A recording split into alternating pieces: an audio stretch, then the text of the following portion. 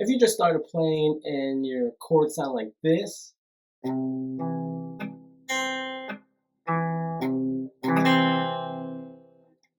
that's called a dirty C major.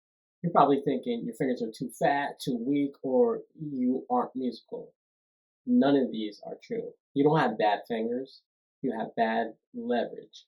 Most beginners are told to press harder, but that advice is bad advice because if you press harder, you're going to put more pain on your fingers, and also you're going to make the string go sharp. I'm going to show you how to get perfectly clean chords with what I call MEP, minimum effective pressure. Okay, so that bad chord that I just played,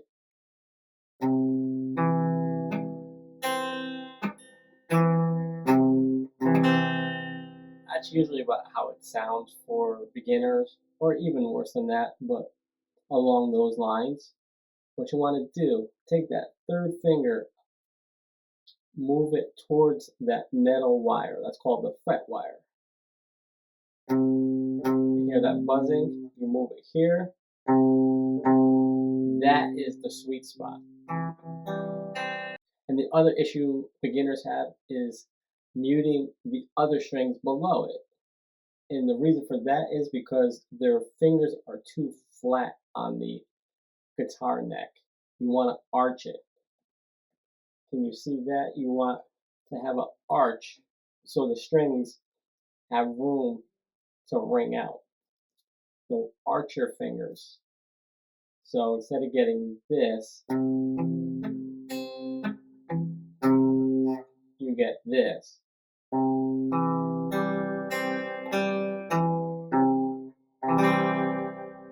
That's a clean C major chord. And again, that's why your fingers really hurt, because you're putting death grip on your strings. You want to do me a favor, do this.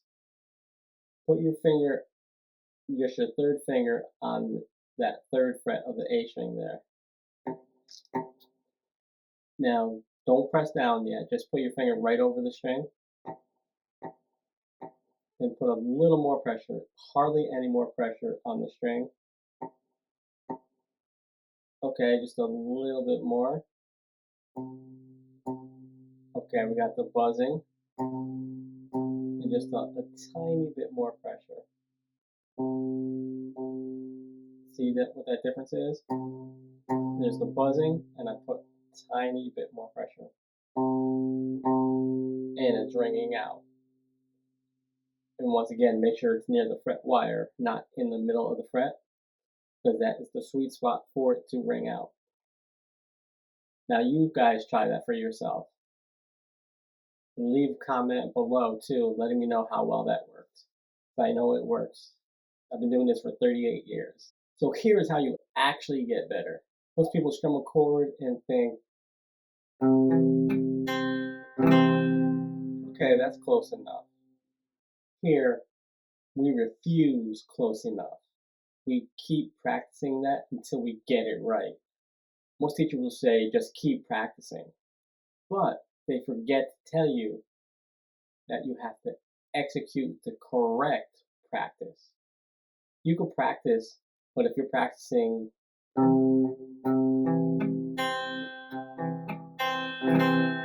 you're just going to be practicing the wrong way for a long time. And that's what most people do, and that's what most teachers forget to teach, is the execution of the correct way to play. They say practice more, but if you practice more of the wrong thing, what are you going to do?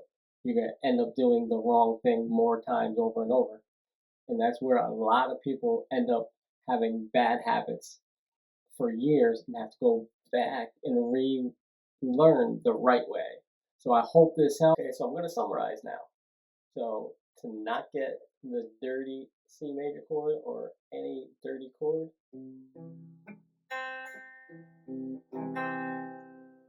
make sure you're close to the fret wire for the sweet spot.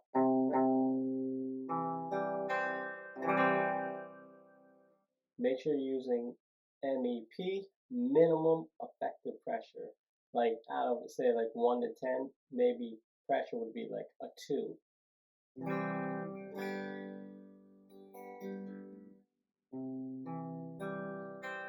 always make sure you're playing each note individually first before you strum the chord.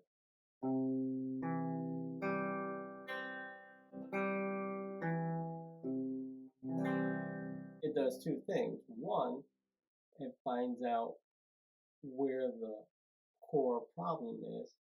And then two, that's when you adjust. You may have to move it a little over closer to the fret wire, or you might have to arch your hand, which is the other tip that I said in this video, to arch your hand over those strings so it has the space for the note to ring out and not mute.